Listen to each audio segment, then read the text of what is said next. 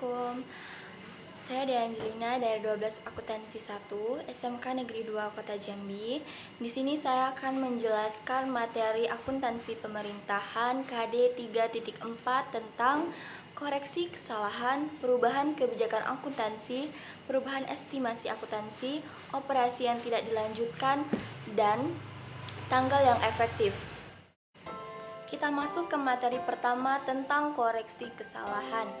Kesalahan adalah penyajian akun atau pos yang secara signifikan tidak sesuai dengan yang seharusnya yang mempengaruhi laporan keuangan periode berjalan atau periode sebelumnya. Yang kedua ada pengertian koreksi. Koreksi menurut Kamus Besar Bahasa Indonesia berarti pembetulan atau perbaikan. Nah, di dalam akuntansi pemerintahan juga artinya sama, tetapi lebih jelasnya koreksi di dalam akuntansi pemerintahan adalah tindakan pembetulan secara akuntansi agar akun atau pos yang tersaji dalam laporan keuangan menjadi sesuai dengan yang seharusnya. Kesalahan dalam penyusunan laporan keuangan pada satu atau beberapa periode sebelumnya mungkin baru akan ditemukan pada periode berjalan. Dalam situasi tertentu, suatu kesalahan mempunyai pengaruh signifikan terhadap bagi satu atau beberapa laporan keuangan sebelumnya, sehingga laporan-laporan keuangan tersebut tidak dapat diandalkan lagi. Nah, penyebab timbulnya kesalahan ini itu ada 5. 1. Keterlambatan penyampaian bukti transaksi oleh pengguna anggaran. Yang kedua, kesalahan perhitungan aritmatik. Yang ketiga, kecurangan atau kelalaian. Yang keempat, kesalahan penerapan standar dan kebijakan akuntansi. Yang kelima adalah kesalahan interpretasi fakta. Ada jenis-jenis kesalahan yang ditinjau dari sifat kejadiannya. Yang pertama yaitu kesalahan berulang. Yang kedua, kesalahan tidak berulang. Kesalahan berulang adalah kesalahan yang terjadi yang disebabkan oleh sifat alamiah atau normal dari jenis-jenis transaksi yang diperkirakan akan terjadi secara berulang. Contohnya, penerimaan pajak dari wajib pajak yang memerlukan koreksi sehingga harus melakukan restitusi. Yang kedua yaitu kesalahan tidak berulang. Kesalahan tidak berulang adalah kesalahan yang diharapkan tidak akan terjadi kembali. Nah, kesalahan tidak berulang ini dibagi lagi menjadi 2, yaitu kesalahan tidak berulang yang terjadi pada periode berjalan dan kesalahan tidak berulang yang terjadi pada periode sebelumnya. Selanjutnya saya akan memberikan macam-macam koreksi kesalahan. Yang pertama, koreksi kesalahan yang tidak berulang yang terjadi pada periode berjalan, baik yang mempengaruhi kas maupun tidak, maka dilakukan pembetulan pada akun yang bersangkutan dalam periode berjalan, baik pada akun pendapatan LRA atau akun belanja maupun akun pendapatan LO atau akun beban. Yang kedua, koreksi kesalahan atas pengeluaran belanja sehingga mengakibatkan penerimaan kembali belanja yang terjadi secara tidak berulang yang terjadi di dalam periode sebelumnya. Apabila laporan keuangan tersebut sudah diterbitkan, maka dilakukan pembetulan pada akun pendapatan lain-lain LRA. Jika dia mengakibatkan pengurangan kas, maka dilakukan dengan pembetulan pada akun saldo anggaran lebih.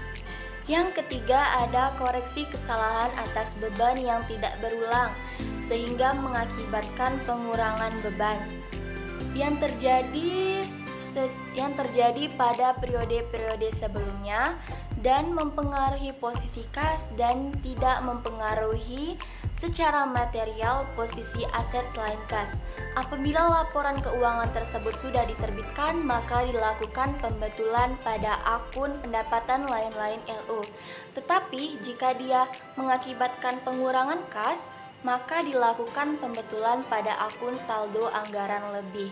Yang keempat, ada koreksi kesalahan tidak berulang yang terjadi pada periode-periode sebelumnya yang mempengaruhi posisi kas. Apabila laporan keuangan tersebut sudah diterbitkan, maka dilakukan pembetulan pada akun yang bersangkutan, baik pada akun pendapatan LRA atau akun belanja maupun akun pendapatan LO atau akun beban. Yang kelima, ada koreksi kesalahan atas perolehan aset selain kas yang tidak berulang yang terjadi pada periode-periode sebelumnya dan menambah maupun mengurangi posisi kas. Apabila laporan keuangan tersebut sudah diterbitkan, maka dilakukan pembetulan pada akun kas dan akun aset yang bersangkutan. Yang keenam, ada koreksi kesalahan atas penerimaan pendapatan LRA yang tidak berulang yang terjadi pada periode-periode sebelumnya dan menambah maupun mengurangi posisi kas. Apabila laporan keuangan periode tersebut sudah diterbitkan, maka dilakukan pembetulan pada akun kas dan akun saldo anggaran lebih. Yang ketujuh, ada koreksi kesalahan atas penerimaan pendapatan LO yang tidak berulang yang terjadi pada periode-periode sebelumnya dan menambah maupun mengurangi posisi kas. Apabila laporan keuangan tersebut sudah diterbitkan, maka dilakukan pembetulan pada akun kas dan akun ekuitas.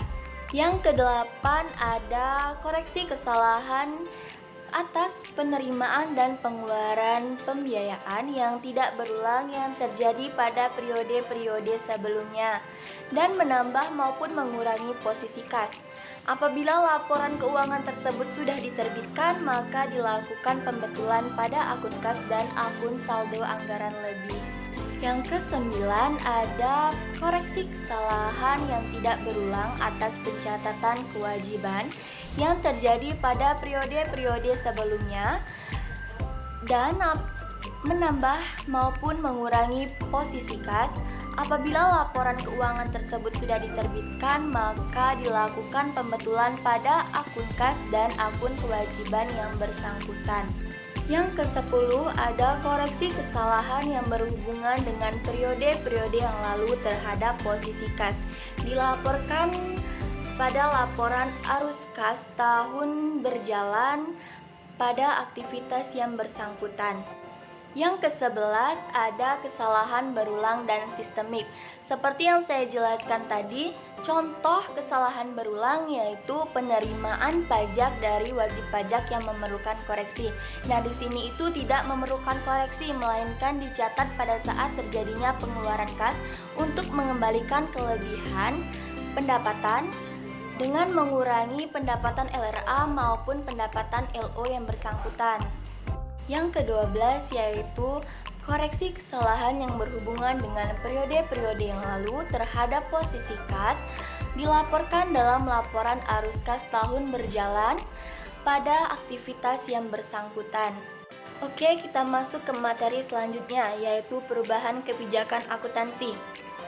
Suatu perubahan kebijakan akuntansi harus dilakukan hanya apabila penerapan suatu kebijakan akuntansi yang berbeda diwajibkan oleh peraturan perundangan atau standar akuntansi pemerintahan yang berlaku, atau apabila perubahan tersebut menghasilkan informasi tentang posisi keuangan, kinerja keuangan, atau arus kas yang lebih relevan dan lebih handal dalam penyajian laporan keuangan entitas.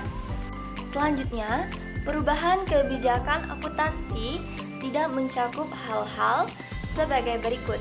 1. Adopsi kebijakan akuntansi pada peristiwa atau kejadian yang secara substansi berbeda dari kejadian sebelumnya atau peristiwa sebelumnya. Yang kedua, adopsi suatu kebijakan akuntansi baru untuk kejadian atau transaksi yang sebelumnya tidak ada atau yang tidak material. Perubahan kebijakan akuntansi harus disajikan pada laporan perubahan ekuitas dan diungkapkan dalam catatan atas laporan keuangan. Selanjutnya kita masuk ke materi perubahan estimasi akuntansi.